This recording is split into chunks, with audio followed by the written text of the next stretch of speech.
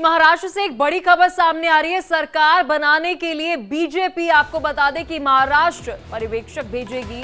सरकार बनाने के लिए आपको बता दें कि दिल्ली से महाराष्ट्र ये पर्यवेक्षक जो है वे भेजे जाएंगे। ये बड़ी खबर आपको बता रहे हैं, महाराष्ट्र से ये बड़ी खबर है। बीजेपी के पर्यवेक्षक जो है वे महाराष्ट्र जाएंगे और विधायकों से रायशुमारी से सीएम के नाम का ऐलान जो है वह होगा। ये बड़ी खबर आपको बता रहे हैं, जहां पर बीजेपी की तरफ से दिल्ली से बता दे कि पर्यवेक्षक जो है वह भेजे जाएंगे महाराष्ट्र में। फिर उसके बाद सभी विधायकों के साथ बातचीत की जाएगी। बातचीत के बाद जो है बीजेपी ये तय करेगी कि कौन होगा महाराष्ट्र का मुख्यमंत्री। ये बड़ी खबर जो है वह आपको महाराष्ट्र से बता रहे हैं, क्योंकि देखिए अब ये दिलचस्प हो गया है कि क्या 1:1 की रेशो जो है वो देखने को मिलेगी या फिर बिहार मॉडल जो है वो यहाँ पर देखने को मिलेगा। कई सारे सवाल जो है वो सबके जहन में आ रहे हैं। लगातार मेरे सहयोगी अभिषेक हमारे साथ जो है मुंबई से जुड़े हुए हैं। अभिषेक, देखिए बहुत इंटरेस्टिंग है, पहले ये खबर सामने आ रही थी कि बीजेपी का सीएम रहेगा और डिप्टी सीएम पद जो है वह अजीत पवार गुट और साथ ही शिंदे गुट को जो है वह मिलते हुए नजर आएगा। एकनाथ शिंदे जो है वहां पर डिप्टी सीएम हो सकते हैं। लेकिन अब सवाल ये भी खड़ा हो रहा है कि क्या बिहार मॉडल जो है वह महाराष्ट्र में तो नहीं लगाया जाएगा?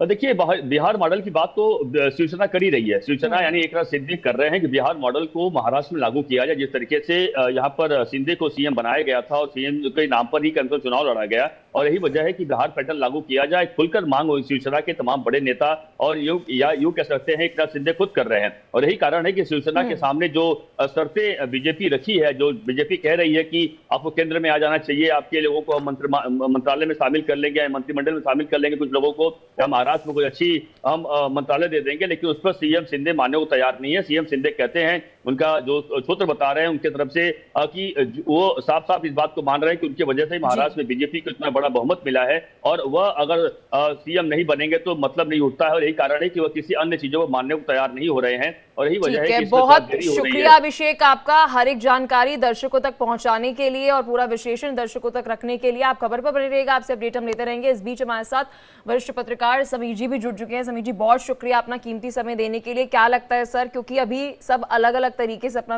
विश्लेषण पेश कर रहे हैं। कोई कह रहा है कि 1:1 की रेशो यहाँ पर अप्लाई होगी कि बीजेपी का सीएम होगा, डिप्टी सीएम जो है वो दूसरे पार्टियों का होगा, और ये भी कहा जा रहा है कि बिहार मॉडल जो है वो शायद अप्लाई करना चाहती है शिवसेना।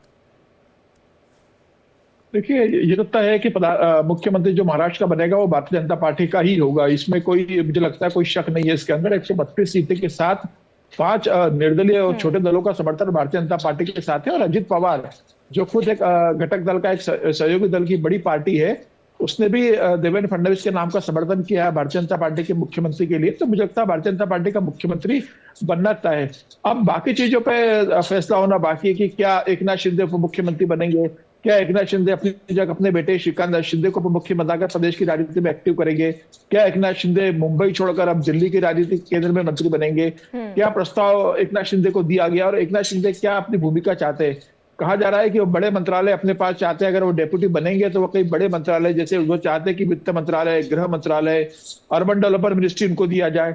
इसके अलावा वो चाहते हैं कि जितने भारतीय जनता पार्टी के कैबिनेट मंत्री होंगे उतने ही एकनाथ शिंदे की शिवसेना के भी कैबिनेट मंत्री हो। वो ये भी चाहते हैं कि पालक मंत्री, जो गार्जियन मंत्री होते जिलों के, वो भी उन्हें बड़े जिलों का बनाया जाए। इसके अलावा कई बड़े जो बोर्ड है उसके चेयरमैन शिवसेना को दिया जाए। तो तमाम तरह की चीजों पर अभी विचार विमर्श हो रहा है। मुझे लग रहा है ये सब चीजें जब फाइनल हो जाएगी कि किसके कितने मंत्री बनेंगे, किसका कौन सा मंत्रालय किसके पास जाएगा, और सभी चीजें फाइनल होने के बाद समीर जी, जो हम तस्वीरें इस वक्त महाराष्ट्र में देख रहे हैं, और अगर दिल्ली से सीनियर लीडरशिप की बात करें, क्योंकि ऑफिशियली तो अभी कुछ सामने नहीं आ रहा, लेकिन वो ज्यादा पसंद नहीं कर रही कि जिस तरह से शिंदे गुट की तरफ से एक प्रेशर टैक्टिक्स जो है अपनाने की कोशिश की जा रही है, क्योंकि समर्थक जो है वो लगातार हम देख रहे हैं कि बैनर्स लगाते हुए नजर आ रहे हैं कि एकनाथ शिंदे जो है वो मुख्यमंत्री हो। देखिए, एकनाथ शिंदे के सांसद और विधायक तो चाहेंगे कि एकनाथ शिंदे मुख्यमंत्री बने, क्योंकि जब 40 विधायकों के बाद उन्हें मुख्यमंत्री बना दिया गया था तो उनको उम्मीद है कि फिर उनके साथ वैसे ही लॉटरी लगे। लेकिन अब परिस्थितियां बदली हुई है, और जो बिहार मॉडल की बात हो रही है वो महाराष्ट्र में लागू नहीं हो सकता। देखिए, बिहार में नीतीश कुमार पहले से ही बड़े नेता रहे, वो बिहार के मुख्यमंत्री रह चुके हैं। शिवसेना कभी मुख्यमंत्री नहीं, और भारतीय जनता पार्टी बिहार में कभी अपना मुख्यमंत्री नहीं बना पाई। आज भारतीय जनता पार्टी के 5 साल का देवेंद्र का कार्यकाल 5 साल के मुख्यमंत्री का रहा है, और बिहार में नीतीश कुमार के पास दूसरा विकल्प उपलब्ध है। अगर भारतीय जनता पार्टी ने मुख्यमंत्री नहीं बनाएंगे तो लालू के साथ जाकर मुख्यमंत्री बन सकते हैं, और जो पहले बने भी है। तो भारतीय जनता पार्टी जानती है कि नीतीश कुमार को मुख्यमंत्री बनाए रखना जरूरी है, अन्यथा वो दूसरे दल में जाकर सरकार बना लेंगे। महाराष्ट्र में यह संभव नहीं है, क्योंकि जिस तरीके से जनादेश आया है, एकनाथ शिंदे चाहकर भी विपक्ष के साथ सरकार में नहीं बना सकते, और अजित पवार और एकनाथ मिलकर भी विपक्ष में अगर चले जाए तब भी वहां सरकार नहीं बनेगी। तो यह तय है कि भारतीय जनता पार्टी का मुख्यमंत्री बनेगा। एकनाथ शिंदे के साथ मुझे लग रहा है कि अभी बातचीत जारी है कि उसका स्वरूप कैसा होगा लेकिन सरकार का। समीर जी, क्या लग रहा है कि यहाँ पर आप बार बार ये बात कह रहे हैं कि भारतीय जनता पार्टी का मुख्यमंत्री बनना तय है, लेकिन क्या लगता है देवा भाऊ जो हैं उनको मौका ही मिलेगा या फिर कोई और चेहरा भी हो सकता है?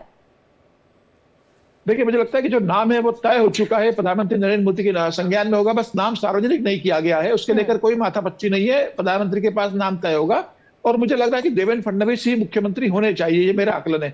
जिस तरीके से 5 साल का उनका कार्यकाल रहा है, पूरा 2014 से लेकर 2019 तक का, एक बहुत अच्छा प्रदर्शन दिया, पार्टी के सबसे बड़े नेता है, सबसे लोकप्रिय नेता है, और यह जो चुनाव लड़ा गया है विधानसभा का, वो देवेंद्र फडणवीस के चेहरा भले डिक्लेयर नहीं किया होगा, लेकिन नेतृत्व उनका ही रहा है। चुनाव परिणामों के बाद जिस तरीके से वो पत्रकार वार्ता लेते रहे, जिस तरीके से विधायक और पार्टी के नेता उनसे मिलने आ रहे हैं, देवेंद्र फडणवीस सबसे बड़े नेता है। मुझे लग रहा है पार्टी के पास कोई दूसरा विकल्प नहीं है, और देवेंद्र फडणवीस को ही मुख्यमंत्री बनना चाहिए। सर, जो महाराष्ट्र की राजनीति है, अभी इस वक्त याद आ रहा है 2023 में मध्य प्रदेश, राजस्थान और छत्तीसगढ़ का वो चुनाव, क्योंकि सभी की निगाहें थी कि यहाँ पर जो पुराने चेहरे हैं और बड़े चेहरे थे वे, जिनको मौका जो है नहीं दिया गया, केंद्र में उनको एक तरह से बुलाया गया। शिवराज सिंह चौहान, मतलब एमपी जो जाना जाता है वो उनके लिए जाना जाता है, लेकिन उसके बावजूद भी नए चेहरों को मौका दिया गया। कहा यह भी जा रहा था, कई विश्लेषक ये भी कह रहे थे कि आरएसएस जो है वह चाहती थी कि नए चेहरे जो है वो सामने आए। क्या संभावना है कि महाराष्ट्र में भी क्या ऐसा हो सकता है?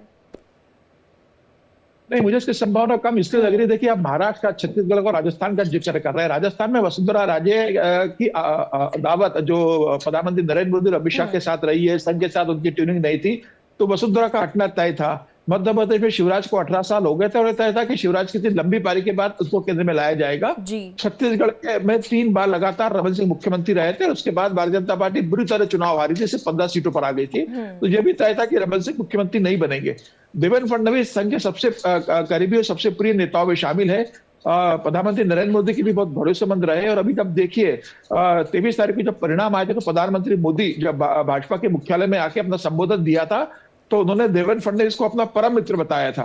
तो मुझे लग रहा है कि देवेंद्र फडणवीस का कोई विकल्प नहीं है। अगर आपसे भी पूछा जाए, या मुझे भी अगर पूछा जाए कि देवेंद्र के अलावा कौन बड़ा नेता है, तो कोई दूसरा नेता नहीं है। और देखिए, महाराष्ट्र की राजनीति बहुत अलग है। वहां एकनाथ शिंदे जैसे, अजित पवार जैसे, शरद पवार, उद्धव ठाकरे जैसे दिग्गज नेता बैठे हुए हैं। वहां आप किसी नए नेता को बनाकर उस प्रदेश में एक्सपेरिमेंट नहीं कर सकते। लोकसभा के बाद सबसे ज्यादा लोकसभा सीट देने वाला, उत्तर प्रदेश के बाद सबसे ज्यादा लोकसभा सीट देने वाला राज्य है, 48 सीटें। 2029 भी आपको देखना है। अभी कॉर्पोरेशन के इलेक्शन आने वाले, बीएमसी, टीएमसी के आएंगे, पुणे कॉर्पोरेशन के, और बड़ा आर्थिक कैपिटल है। तो भारतीय जनता पार्टी से बड़े राज्य के साथ कोई रिस्क नहीं लेगी।